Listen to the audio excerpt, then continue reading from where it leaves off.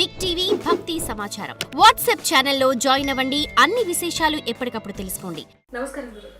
సమస్త సన్మంగళాని భవంతు, కళ్యాణమస్తు. గురుగారు, ఎవరైనా ఇంట్లో వ్యక్తులు ఎవరైనా సరే చనిపోయిన తర్వాత వాళ్ళ వస్తువులు ఏవైతే ఉంటాయో వాటిని వాడకూడదు అంటే కొంతమంది పెద్దవాళ్ళు చెప్తూ ఉంటారు. కానీ కొంతమంది మాత్రం వాటిని ధరిస్తారు, వాడతారు, బయటకు తీసుకెళ్ళడం ఇవన్నీ కూడా చేస్తూ ఉంటారు.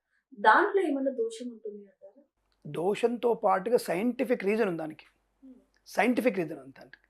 సో ఒకరి వస్తువు కానీ, ఒకరి వెంట్రుక కానీ, ఒకరి గోల్డ్ కానీ ఏవి కూడా మనం వాడకూడదు, అవి పట్టుకోకూడదు. ఎందుకు అనంటే దాంట్లో మనకి అనేకమైనటువంటి ధాతువుల మిశ్రమం ఉంటుంది. అంటే మీరు అంటారు కదా, మీరు టెస్ట్ చేయడానికి తీసుకుంటారు, దాంట్లో వెంట్రుకలు టెస్ట్ చేస్తారు, గోల్డ్ టెస్ట్ చేస్తారు, ఒక రకమైన పదార్థాలు ల్యాబ్ టెస్ట్ చేస్తుంటారు. అలాగా మన ఒంటికి ఉన్నటువంటి కొన్ని కూడా వస్తువులు మన వస్త్రాలకు అంటుకొని ఉంటాయి. సో అక్కడ ఎట్టి పరిస్థితుల్లో వాటిని మనం తీసుకెళ్ళి వేరేగా ఇంకొకరికి ఇవ్వకూడదు. ప్లస్ మరణించిన వారి యొక్క వస్త్రాలు కానీ, మరణించిన వారి యొక్క ఆభరణాలు కానీ నేరుగా ధరించడానికి లేదు. ఒకవేళ వాళ్ళ వస్తువులు వాడుకోవాలని కోరిక ఉంది, నో ప్రాబ్లం. 13 రోజుల తర్వాత, అంటే వాళ్ళు చనిపోయిన 13 రోజుల తర్వాత, అంటే ఈ కర్మకాండ అయిపోయిన తర్వాత ఇంట్లో ఉన్నటువంటి ప్రతి ఒక్క వస్తువు కూడా పట్టు చీరలు లాంటి ఖరీదైన ఉంటాయి. 50,000 లక్ష రూపాయల చీరలు ఉంటాయి. పడేయడానికి మనసు ఒప్పదు, ఇవ్వడానికి అసలు మనసు ఒప్పదు. కాబట్టి మనం ఏం చేయాలి, అప్పుడు దాన్ని తీసుకెళ్ళి మీరు పెట్రోల్ వాష్కి ఇస్తారు కదా, డ్రై క్లీనింగ్కి ఇచ్చేస్తాడు అవకాశం ఉంటారు.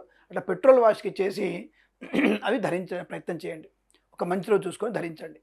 రెండవది, ఆభరణాలు కూడా మరిగేటువంటి నీళ్ళల్లో, అంటే దాదాపుగా ఒక 60-70 డిగ్రీలో మరిగే నీళ్ళల్లో అవి బాగా మరగబెట్టి అవి ధరించే ప్రయత్నం చేయాలి. లేకపోతే దానికి ఉండేటువంటి నెగిటివ్ ఎనర్జీ మనల్ని అంటుకునే ప్రయత్నం చేస్తుంది. కాబట్టి నేరుగా మనం ధరించడానికి లేదు. రెండోది, వారి యొక్క వస్తువులు కానీ ఏవైనా సరే మనం దానం ఇవ్వడానికి కూడా నేరుగా దానం ఇవ్వకూడదు. ఏవైతే ఇద్దామనుకుంటున్నారో అవన్నీ కూడా, అంటే ఒక దానం ఇచ్చేటువంటి వస్త్రాలు ఉన్నా సరే మరిగేటువంటి నీళ్ళల్లో మరగబెట్టి, గంట 2 గంటలు మరగబెట్టి ఆరేసి అప్పుడు ఇచ్చే ప్రయత్నం చేయాలి దానం ఇస్తే. అంతే తప్ప నేరుగా చనిపోయిన వాళ్ళ వస్తువులు కానివ్వండి దానం ఇవ్వడానికి పనికిరాదు. అది మనకి నెగిటివ్ ఎనర్జీ కలిగిస్తుంది. DNA టెస్ట్ చేస్తారు. DNA టెస్ట్ ఏంటి, నీ చిన్న దారం దొరికినా సరే నీ వస్త్రం ఇది, దాని DNA టెస్ట్ చేయొచ్చు.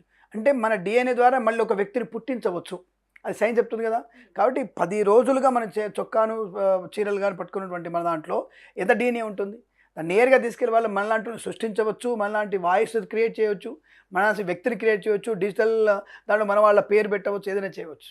కాబట్టి ఈ శరీరంలో ఉన్నటువంటి శరీరానికి కత్తుకున్నవి కానీ మనం కప్పుకున్నవి కానీ ఏవి కూడా నేరుగా మనం ఇవ్వడానికి అవకాశం లేదు. కాబట్టి అటువంటి టెస్ట్ ద్వారా మళ్ళీ ప్రమాదం తలెత్తే అవకాశం ఉంటుంది. కాబట్టి మనం తీసుకోవద్దు. రెండవది, శాస్త్ర ప్రకారంగా ఏ వస్తువు మనం వాడుకున్నామో ఆ వస్తువు మనకి నెగిటివ్ కలిగే అవకాశం, అంటే ఆ వస్తువు మన మీద నెగిటివ్ ప్రభావం చూపించే అవకాశం ఉంటుంది. కాబట్టి తీవ్రమైనటువంటి నెగిటివ్ అనేది మనకి కొద్ది ఇబ్బంది కలిగిస్తుంది. అంటే శాస్త్రీయ దృక్కోణంలో DNA అంటున్నాం.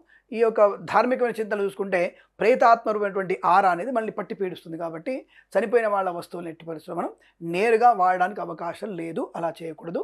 అది ఇబ్బంది కలిగించే అవకాశాలు ఎక్కువగా ఉంటాయి. ఒకవేళ గురుగారు చాలా మంది కూడా వాడిన తర్వాత వాళ్ళకి ఇంట్లో అనుకూలంగా లేదు అని చెప్పిన తర్వాత ఎలాంటి పరిహారాలు చేస్తే మంచిది? ఒకటి, అటువంటి వస్తువులు వాడడం వల్ల ఖచ్చితంగా మీకు నెగిటివ్ ఎనర్జీ ఉంటుంది. ఖచ్చితంగా ఉంటుంది. ప్రేతాత్మకి ఎప్పుడైనా సంవత్సరం విమోకం వరకు తన ఆత్మ పరిశుద్ధమైనటువంటి పైకి వెళ్ళే అవకాశం ఉండదు. కాబట్టి ఇటువంటి చనిపోయిన వాళ్ళ వస్తువులు సంవత్సరం వాడకపోవడమే మంచిది. వాడినా ఇలా వాడాల్సింది తప్ప ఇంకోటి వాడకూడదు. ఒకవేళ అలా వాడేమో నెగిటివ్ ఎనర్జీ వచ్చినప్పుడు ఇంట్లో ఉదక శాంతి ఉంటుంది. ఉదక శాంతి, 4 బ్రాహ్మణులు పిలిచి ఉదక శాంతి మంత్రాలు ఉంటాయి, దాంట్లో చాలా మంత్రాలు ఉంటాయి. అటువంటి వేద మంత్రాలతో ఉదక శాంతి చేసుకొని ఆ నీటితో ఇల్లంతా కూడా శుభ్రం చేసుకొని ఆ నీటితో మనం స్నానం చేసిన వారికి ఈ రకమైనటువంటి ప్రేత, భూత, పేత, పిశాచ లాంటివన్నీ కూడా దోషం, నెగిటివ్ ఎనర్జీ తొలగిపోయి ప్రశాంతత ఉంటుంది. మహాలక్ష్మి స్థిరత్వాన్ని పొందుకునే అవకాశాలు కూడా ఖచ్చితంగా ఉంటాయి. గురుగారు, చనిపోయిన వాళ్ళ గురించి అనేక విషయాలు మాతో పంచుకున్నారు. ఆనంద సిద్ధిరస్తు. ప్రేమతో మీ Kiran Sharma. For more videos like this, subscribe Big TV channel.